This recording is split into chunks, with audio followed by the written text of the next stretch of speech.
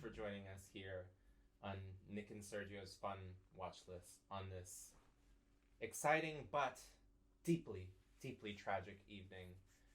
We are here just moments after the premiere of Draga Season 5, Ola 5, Episode 2. And Sergio, I think this episode had quite the effect on you, wouldn't you say? I just can't face anyone. What is it you can't face? I can't face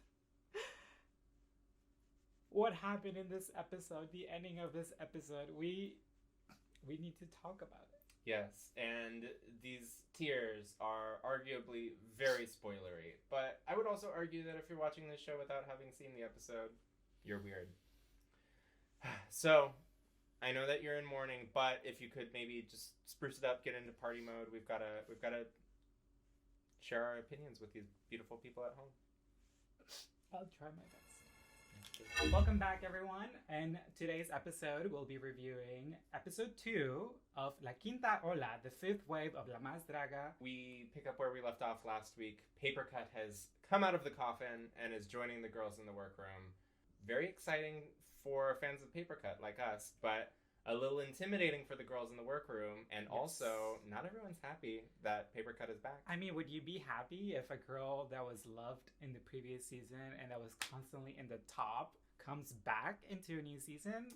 That's a little bit of if I had to go head-to-head with Papercut in anything other than a lip sync while she's feeling sad about something, I would be very intimidated. Johnny Carmona comes in. I appreciate how expedient this episode is. We get right into it. I loved how fast. Yes. The explanation that he does every single episode, where he talks about the challenge that they're gonna do, the introduction of Rogelio right away. Rogelio comes out. He tells us it's La Más Juguete, the most toy-like, basically. Yes, the most Mexican toy. Yes. They welcome Papercut to the room, but that's not the only person they're welcoming into the room. As predicted by us last episode. It is so weird that somebody left on the first episode, and the fifth season was not going to be the first episode to ever eliminate a girl. So who do they bring back? Uma Kyle comes in. And, so I'm very excited that she's back. I feel like she was incredible in her confessionals, that I was like, it's too soon for you to leave. Also, like, we only saw a little bit of you, so. Yeah, and even though I do think her drag is a little, like, crusty and rough around the edges, like, I'm from fucking Seattle and I live for that shit, so Uma's, like, one of my girls that I'm rooting for right now. I really like her. Yes. So the mini challenge is basically half of what this children's show called Chavelo, and the host was called Chavelo. So it would every Saturday or Sunday morning, and he would basically have kids in his show, and he would ask them questions. If you get the question right, you would then go to the next level where you could pick a box. Oh, so that's what the boxes were. There were three mystery boxes that you could pick from, and one of them is a horrible, you win nothing, and the second one is more of embarrassing you on TV, and the third one is the really good one. And so I think they tried to add this company of fiber caps that paid obviously for this mini challenge, and they mixed in some poop, and I don't love shit humor, but I mean, it was fun. It was a fun challenge. I was able to get past it, and I think the very humorous parts were when the girls assumed it was chocolate and then licked it, and it was not chocolate. But it was also not because cool. we saw it getting dried as the challenge went on. As you saw the girls sitting, it was drying on their face, and it was a little bit disgusting. Yeah. So a lot of these questions were very specific, really hard, seemingly on purpose, so that we could get the poop dumped on the girls. I think the challenge was that everyone should be pooped on. I think that they didn't really think that these girls wouldn't really know the producer's dog's name. Yeah. Which is a little bit weird because I just met you. I just started filming yesterday. Who even are you? So I think it was a little bit sad again for the second episode in a row. Nobody won. Wins. Yeah. So even though the questions were sort of needlessly hard. And do you think a lot of these quick drag looks were very humorous? Oh, I mean, the quick drag looks, I think that's what is incredible about this episode. Like, every single one was... First of all, pretty Aisha fantastic. looked like just fully in drag. Isabella and Catalina, like, girl, they look the same as they did last episode. Like, what? How do you look the same?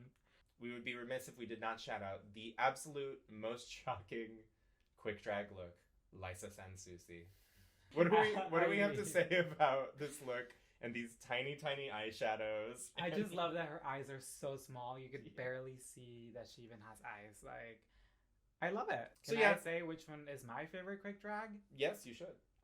It is the little cat herself, the Sales Fab, with her Deseos. little, like, children's little Cat whiskers. Whiskers.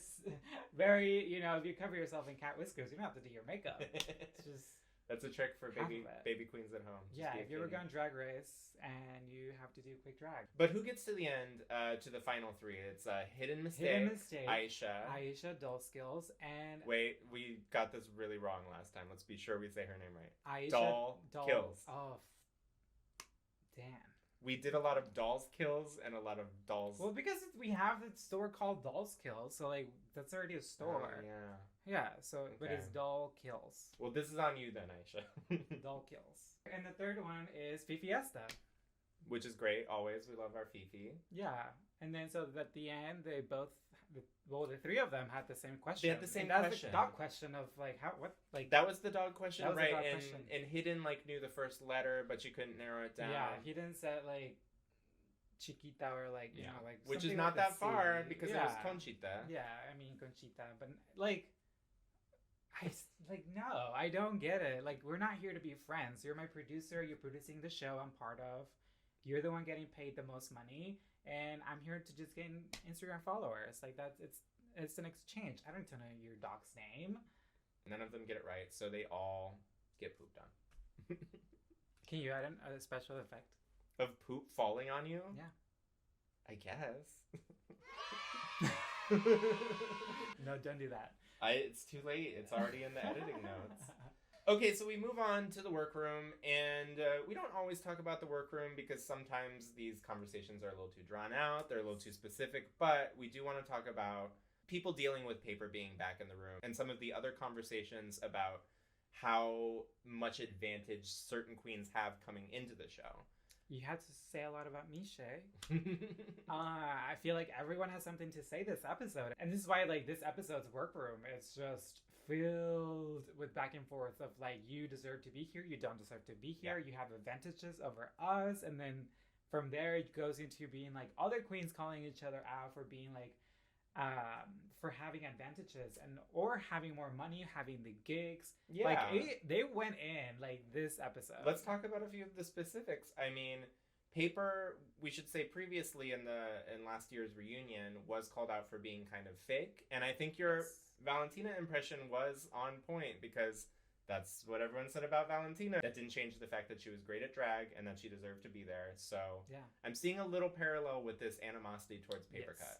Also, I think the reason why is when Paper Cut was eliminated during his season, he actually got the winning money donated by fans. So literally she was able to raise like tips from all of her fans, and she actually got more than what the winning prize was for that season. And so I think that these girls know that Paper Cut comes with a lot of fans, and so I think that they're afraid of that. We can also talk about Liza Sansusi gets called out because, like you were explaining to me in the previous episode, she was a interviewer in the Salseo or a separate it was a after separate show? Yeah, it was a separate YouTube channel from Pepe and Theo. And so people call her out, you know, it's like you have the experience, you have the support from Pepe and Theo, which have like millions of followers and they have the money. I think she does have an advantage. But she also knows a lot of the judging panel because they all hang out together. So it's like, you know, I think that there is that reason of like, if I'm a girl that comes from a different part of the country, I don't know. Or a different country.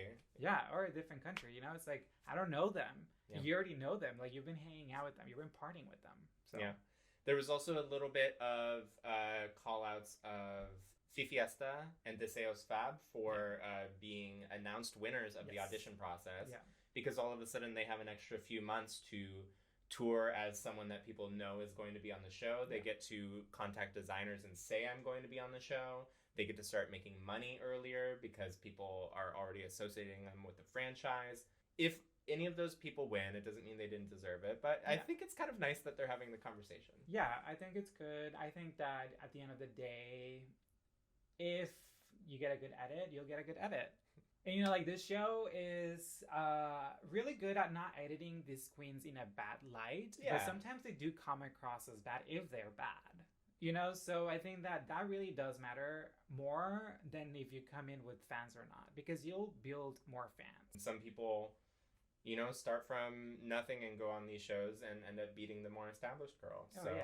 don't let it All the defeat time, you. yeah. We'll move on. We'll get into the bitchiness of the runway. Maka comes out. She introduces Raquel, who looks very cute. Cute. Everyone is doing some version of the challenge today. Everyone's doing some kind of toy. Raquel kind of has like a Lego hat, which I liked. Did you notice that? Oh, I did not notice that. I thought they were like erasers or something. I mean, erasers would be cute too, like school supplies. That's toy adjacent. We have Yari Mejia, and she is in the absolute cutest little look. I mean, she's in the cutest look. This girl should not be there. She's like filling the space with COVID, getting everyone Does she have sick. COVID? I don't seems know. so sick. She looks sick, like extremely, like even more Well, she just sick got out than of the last bath. episode. You know, you can just step away and not be part of it. You know, take a break. You know, don't be a workaholic. We'll always love you so much, Yari. Please get well. And then we see Letal, and god damn it, I cannot believe that she is wearing this. That outfit, unbelievable. And the funny thing is that the reason why she did that is, I believe, like a year and a half ago, when the The Buzz movie Yeah. was announced, they released a photo of the astronaut. People all over Twitter were like literally comparing that character with Letal out of drag because they look so similar. They do have very large heads. Yeah, so we're gonna put the photos next to each other here so you can you can look at them and judge for yourself. And I think that's the reason why she's doing this outfit. And honestly, I live. This is amazing. First of all, it's stunning. Yes. It's flawless. If you're gonna flawless. do cosplay, make it look this fucking good. Elevated. The drag face on, like it's incredible. Like it works so well. And then we meet our very special guest judge for the week. Yes. Can you please tell us a little about this man? His name is on the boat. It just says El Dios de Internet, but he has Scorpion in his name? Yes. Dorado Scorpion? He's Scorpion. And he is the king of the internet currently in Mexico. And he's mostly known for doing like carpool interviews. Yeah. And you like know, Jerry Seinfeld, but like humorous. Yeah. Or like what is that guy that acted like he was gay but he's not gay and got nominated? He's a talk show host. James Corden. Sort of like that style. carpool, yeah. And so he has like very famous people literally get in his car and they just go on for an interview. And they're really funny because, you know, he's just good at being a good interviewer. And so he gets millions of views. Now let's just get right into the runway because would we say this is a strong week or an interesting week? This is some an highs up and and lows. down. I'm still in my feelings. I know, we've got to get into it. First down the runway is Aisha Doll.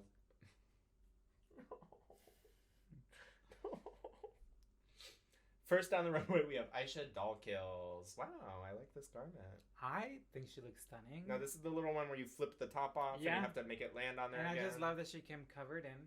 So I was and like, oh my god, it you, was girl? already a great reveal, but then when the top landed on the Oh, set that- and just hovered as if she had put it there, that was amazing. I could not believe it. There are certain moments that I would just kind of consider like drag magic. You cannot plan it. Yes, she looks stunning. Yeah. Her mug was beautiful. Yeah, And it then wasn't she, like, just the gimmick. picked up it was the mask a great look on still. the way out, and she's like, whoop. The way she grabbed it was so funny, very self-aware. We love you, Aisha. This was a very strong Very week for good her. week for her. Yeah. I'm surprised she Yeah. wasn't in the top, but we'll get to that. Next up, we have Isabella and Catalina. Ooh, some luchadoras over here. Yes, I get the reference. I understand what's happening. I feel like it's too simple for me. Again, it's the fact that there's two and they have to do 2 times 1 times 4. You know, like they have to get more. I think the only thing that saved him was the performance. So I think the performance they fully really on elevated it. saved the performance. I loved it. They had choreography. They had funny moments. They were not afraid to get physical with each other. They were really going. I was for yelling at the screen, saying like, "You better fight!" I was like, and then when she grabbed the chair, I was living. I was like yelling out loud. Honestly, if everyone hit someone with a chair during their runway, I think that Sergio would be a lot happier. Oh yeah. But yeah, there was a nice little story. One had the championship belt and then the other won it because she won the match, and it was cute. It was a big improvement from last week. Yes, by a lot. Next up, we have Deseo's Fab.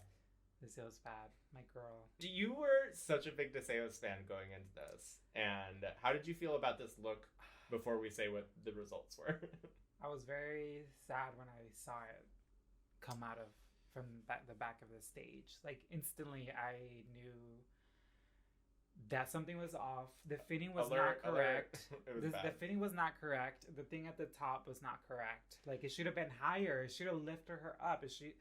I always like to give compliments when I'm not super fond of a look, and what I will say is I'll disagree with you on that. I think the little hand thing that the puppeteer grabs, I thought that was well executed. It didn't move too much.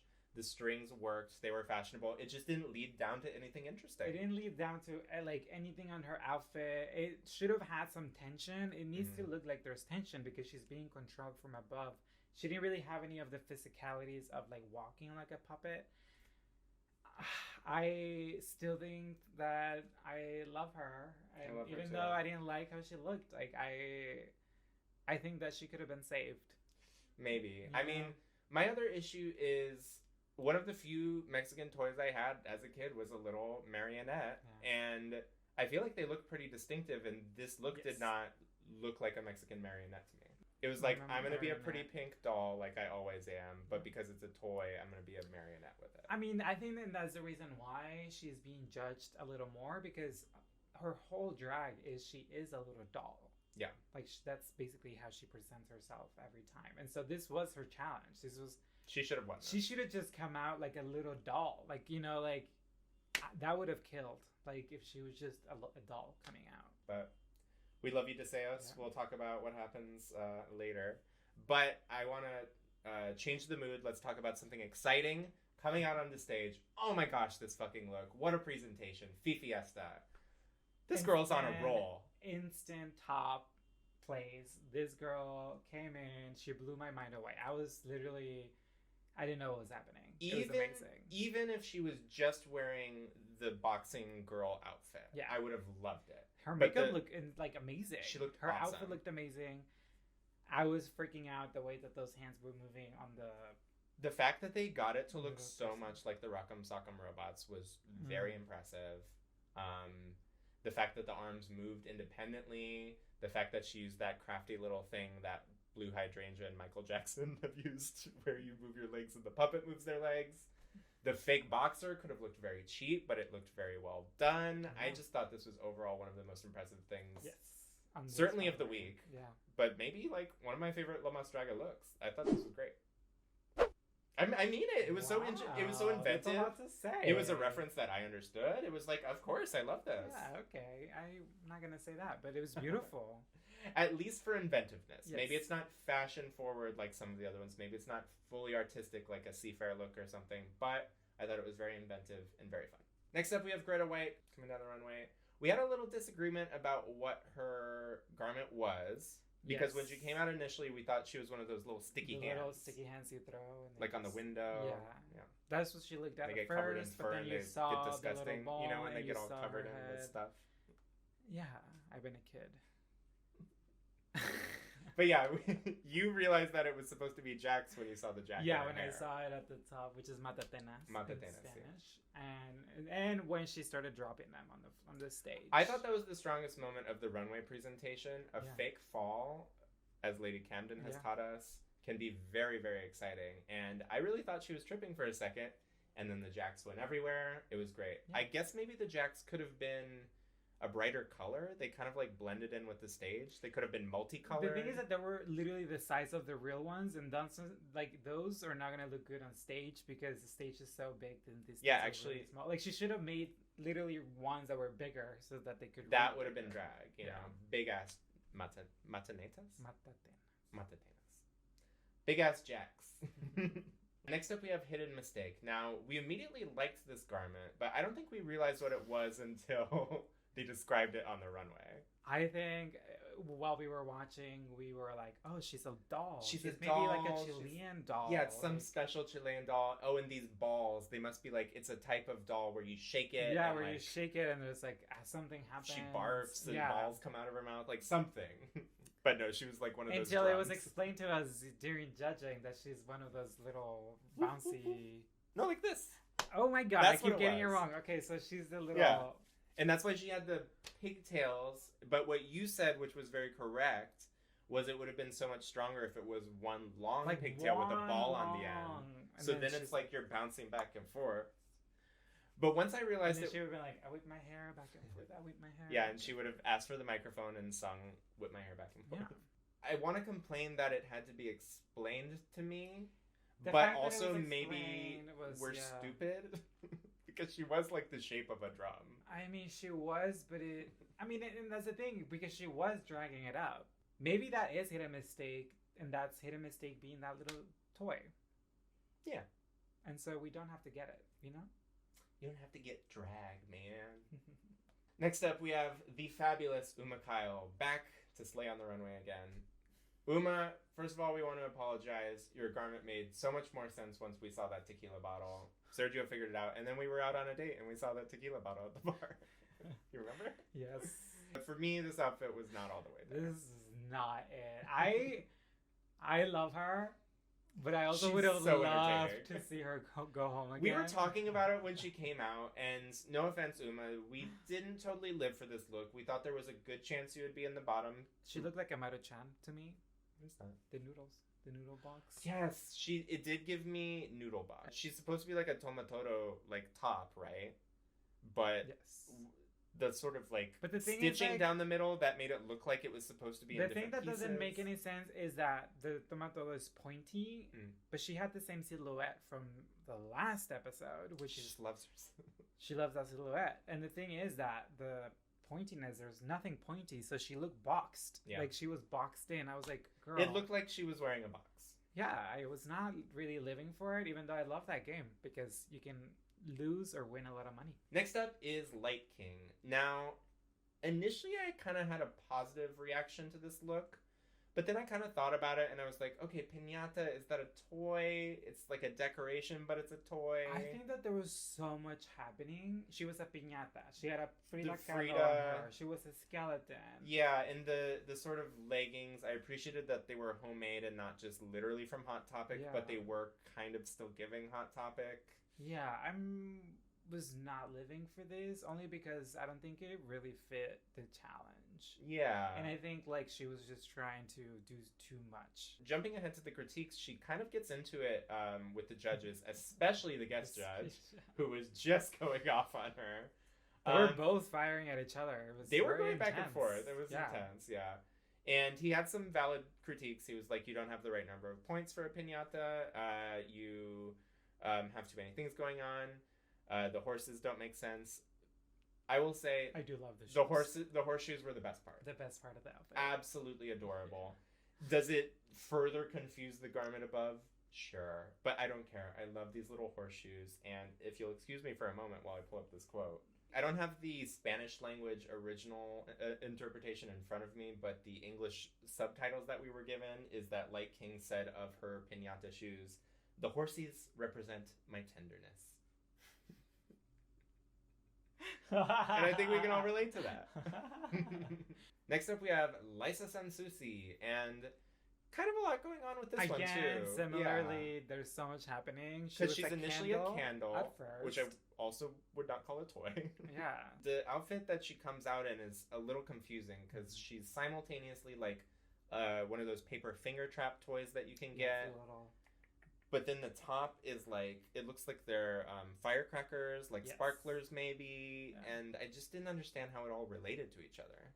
I think she just was a lot of little toys, except for the candle. I don't know how that's a toy. Maybe the candle was to light the sparklers. Or maybe the Like if you candle is like the fake candles that you open and like... Oh, it's like a gag candle? Yeah. Okay. Maybe. I didn't hate it. I like some of the colors. I think it was a safe one for me. Yeah, safe. Next up, we have paper cut. I have to say, I really liked this garment, and I think I'm maybe in the minority on that.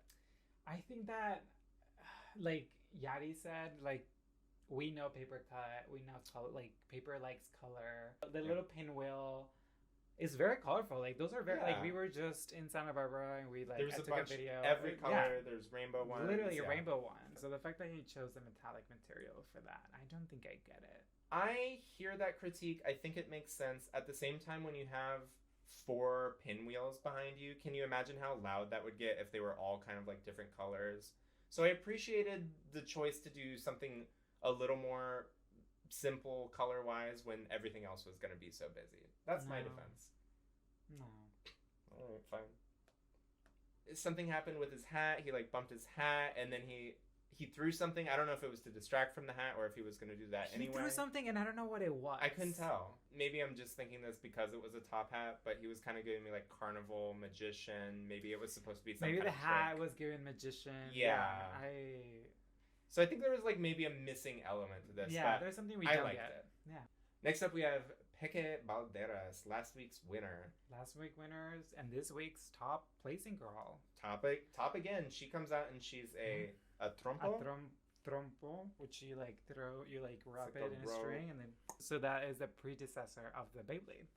Yes, it's the predecessor of the I did like the Venenito giving her a little spin. We kind of agreed that there was going to be a reveal. What did we think of the reveal? I do have to say that the judges lived for this. I was surprised. And I was very surprised because before the reveal, it was very simple. It felt like she was wearing just paper. Like, it was just paper. And so when the string was pulled, like, it like, didn't really make an effect. And then when she removed it, she had no shape. And you could see her underwear. I appreciate the craftiness of making these ropes, like, look expensive. Because she stoned them, she sequined them, she did something. They looked nice. But I just thought it was a little simple, and I was kind of surprised she was top 3 with this. I was also very surprised, but against everybody else, I think that that might be why. She was a strong. I mean, she looked amazing. Her makeup was beautiful. I think the strong part of her is her presence. Yeah. And her confidence on stage, and that you cannot beat that. And even if you don't look the best, sometimes that personality pulls you through. Yeah. I remember during critique she kind of got red for the hair. But I like the hair because it like makes her look taller, and that's the shape of that toy, right? Yeah. So I don't know. The more I talk about it, the more I kind of appreciate it. But my initial, I think there's things that could have made it better. That's all. Next up, we have another top of some sort. I swear that I've seen this top before, but I googled red and white spiral top toy wood. The burglar man burger. I mean, of course she looked like Hamburglar. By the way, we were talking about Santa Lucia, who's out on the runway as a Hamburglar top toy. Well, she's a trompo. Nothing worked. Like, nothing really blended together. The most interesting aspect of it was maybe the mesh kind of wavy potato chips that were around her, but I don't think that worked either. I don't think it sold the look. I just think it was the most interesting part of the garment. Yeah, I'm not a fan. I'm sorry. We really like you, Santa. This was not our favorite, but maybe she gets the last laugh. Maybe it's because I have a little grudge. And so we have our top 3, who are Peque Valderas, Fifi Asta, and Catalina Isabel. Isabel. Oh yeah, you'd have to do the Yeah, you have to do the in Spanish. I know a little Spanish grammar. Yeah. I fucking went to fucking Spanish. Which I think is why they say Isabel y Catalina, because it's easier. Isabel y Catalina. Catalina e Isabel. Yeah. Okay, interesting. So there are the top 3, and the winner is Da, da, da, da. Fiesta. I think very deserving. Very deserving. I think best look of the fucking episode. Very inventive. Yeah. I think it would stand up on any drag stage anywhere. People would get this and love this and have a lot of fun watching someone. I mean, she looked amazing from head to toe. And it felt like a toy. It felt like she was playing with it. Everyone else was kind of doing She was having fun. Yeah. And, like, that's the whole challenge. Like, you're a toy. And unfortunately, we've got to talk about our Menos of the week. It is... Deseos Fab. Ooh. Uma Kyle. And Santa Lucia.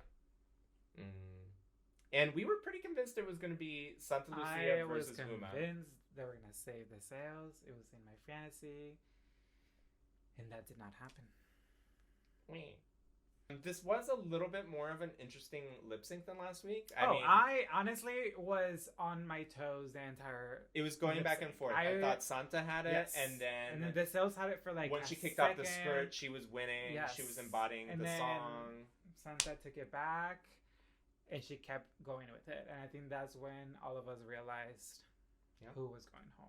Yeah. But props to Santa because you really nailed the lip sync, and also I loved that hair you changed into. I thought it was much nicer than your weird red hat. So, congratulations. I can't even say it. Congratulations, Santa Lucia, and... Don't take Sergio's heartbreak as any kind of negative emotions towards you. I mean, if you watched last episode, girl, I love you. We love you. And I can't wait to see more from Santa. I'm grieving right now.